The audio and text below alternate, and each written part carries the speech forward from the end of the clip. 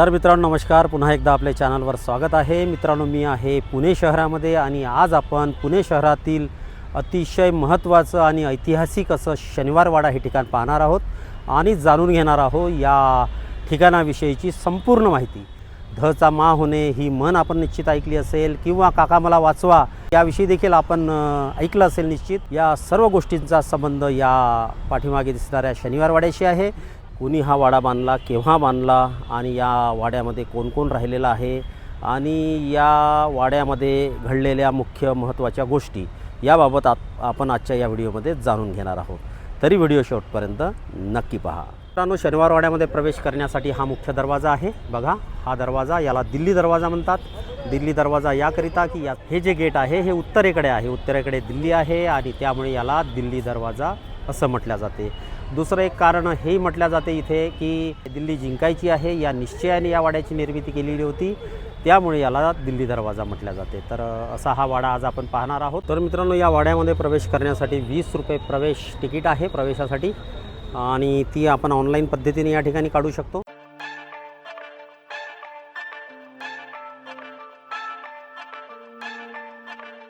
तर चला आपण जाऊया वर। तर आपण आलेलो आहोत वरती, नगारखान्याच्या वरचा हा भाग आहे। बघा या ठिकाणी आपल्याला हा हॉल दिसत आहे मोठा।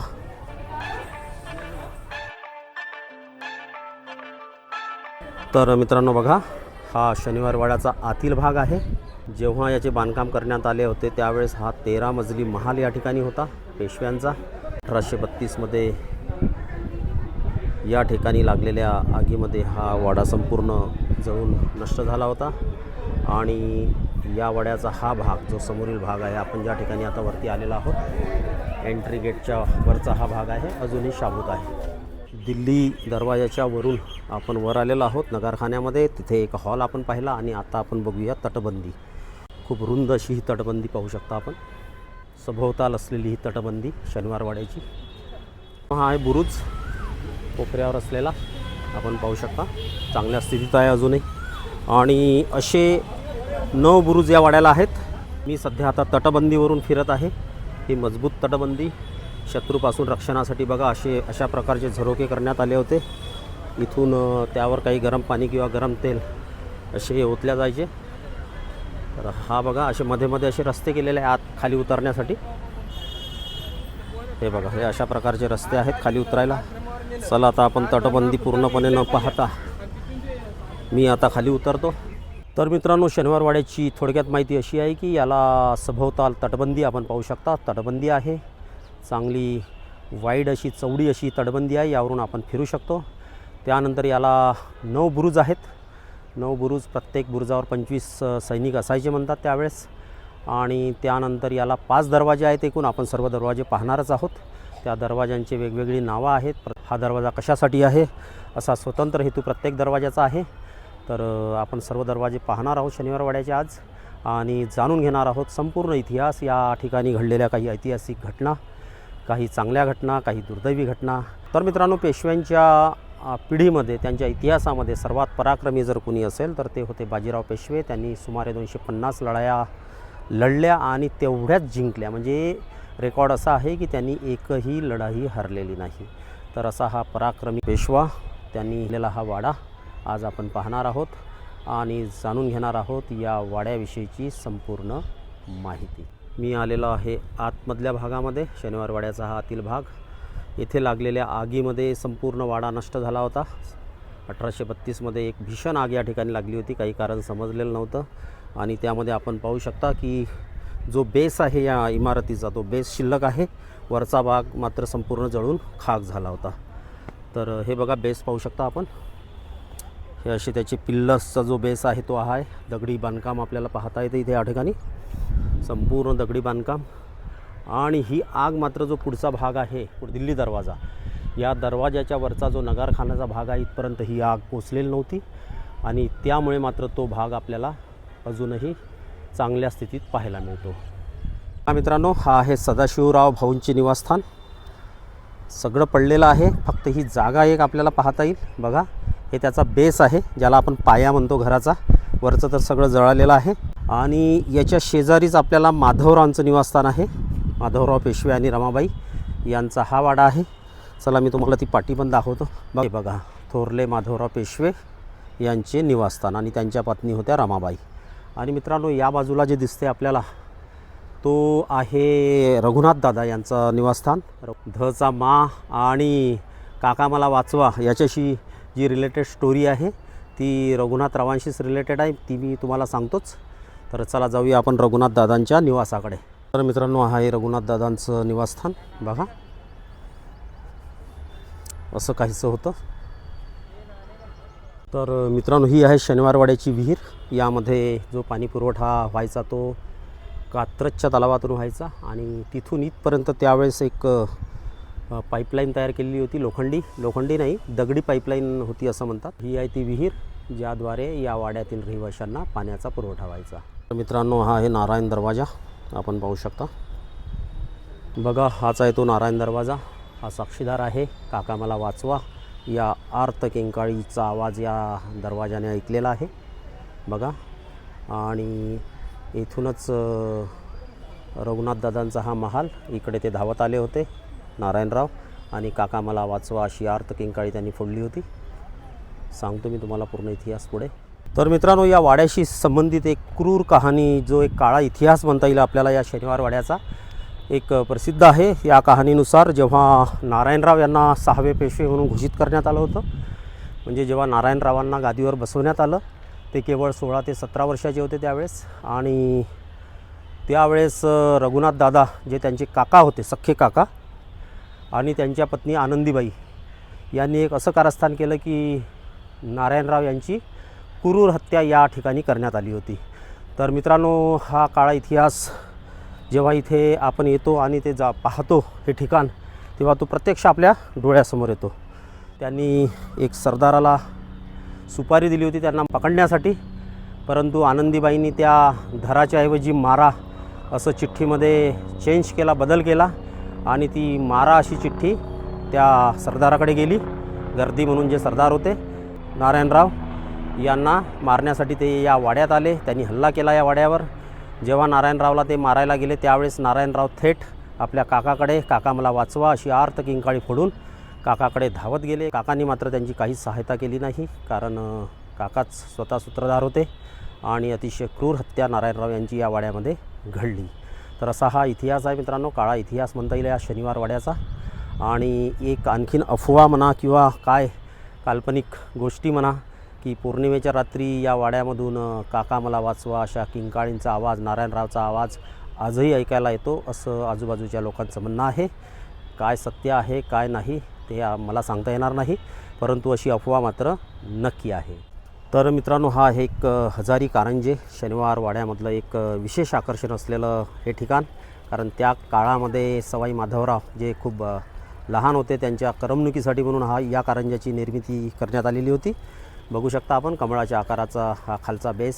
16 पाकळ्यापासून सुरुवात झाली, त्यानंतर दुसरा जो सर्कल दिसतो त्यामध्ये देखील 16 पाकळ्या आहेत आणि असे 1000 कारंजे या ठिकाणी उडत होते. आपण पाहू शकता त्या काळामध्ये, म्हणजे जेव्हा मोटर्स नव्हत्या किंवा काही अशी अत्याधुनिक टेक्नॉलॉजी नव्हती, तसं नसताना देखील हा हजारी कारंजे सक्सेसफुल त्यावेळेस करण्यात आलेला होता पेशव्यांकडून.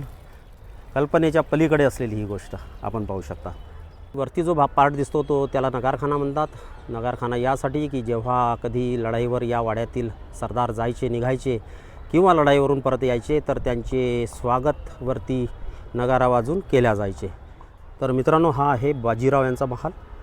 ही जी जागा आपल्याला दिसते आहे बाजीराव आणि काशीबाई यांचा हा महाल. फक्त बेस आपल्याला दिसतो. बघा हे आहे गोदूबाईचे निवासस्थान, बघू शकता आपण. हा पार्ट गोदूबाई म्हणजे पहिले पेशवे श्रीमंत बाळाजी विश्वनाथ यांच्या भावजय. तर मित्रांनो हा आहे गणेश दरवाजा. पेशव्यांनी स्थापन केलेले गणपती या ठिकाणी याच्या बाजूलाच आहेत आणि त्यामुळे याचं नाव गणेश दरवाजा असं ठेवण्यात आलं होतं. हे बघा उत्तरेकडील बुरुजाजवळील हा दरवाजा, त्याच्या एका बाजूला गणपतीची प्रतिमा असल्यामुळे आणि जवळच गणपती रंगमहाल असल्याने गणेश दरवाजा म्हणून ओळखला जात असे. दरवाजाचं स्ट्रक्चर अशा प्रकारचं पाहू शकता आपण. हा आतील भाग आहे. बाहेरून याला चांगले मोठे मोठे खिळे लावलेले असतात हत्तीपासून प्रोटेक्शन म्हणून. मित्रांनो हे जे छोटे छोटे जाळ्या लावलेले घरं दिसतात आपल्याला, तर हे होते त्या काळची जेल पेशव्यांचे. आणि काही भागामध्ये कैदी आणि काही भागामध्ये या वाड्यामध्ये काम करणारे नोकर चाकर राहायचे. बघा असे मुंगूस फिरत आहे आता शनिवार वाड्यामध्ये. तर मित्रांनो, एक गोष्ट आपल्या निदर्शनास येईल इथे आल्यानंतर की बांधकामाच्या बाबतीमध्ये खाली दगडाचा वापर आणि वरती विटांचा वापर. तर याची देखील एक कहाणी आहे की जेव्हा शनिवार वाड्याचं बांधकाम चालू होतं आणि बांधकाम चालू झाल्यानंतर अशा प्रकारचे या दगडाचं बांधकाम म्हणजे त्याचा बेस झालेला होता. आणि नंतर कोणीतरी सातारचे जे शाहू महाराज यांना कळवलं की पेशव्यांचा वाडा पुण्या येथे तयार होत आहे आणि त्यासाठी संपूर्ण दगडाचा वापर केला जात आहे. आणि त्यावेळेसचा जो प्रोटोकॉल असा होता की जो राजा आहे त्यांनीच फक्त दगडाचा महाल बांधण्याची परवानगी असायची आणि बाकी हे सरदार असल्यामुळे, पेशवे हे सरदार होते, त्यांना ते अलाउड नव्हतं की त्यांचा वाडा हा संपूर्ण दगडाचा बनावा. त्यामुळे त्यांनी लगेच एक लेटर यांना पाठवलं त्यावेळेस पेशव्यांना की तुम्ही हे बांधकाम जेवढं झालं आहे तेवढं ठीक आहे, परंतु त्यापुढे मात्र आपण फक्त विटा आणि लाकडाचा वापर करावा.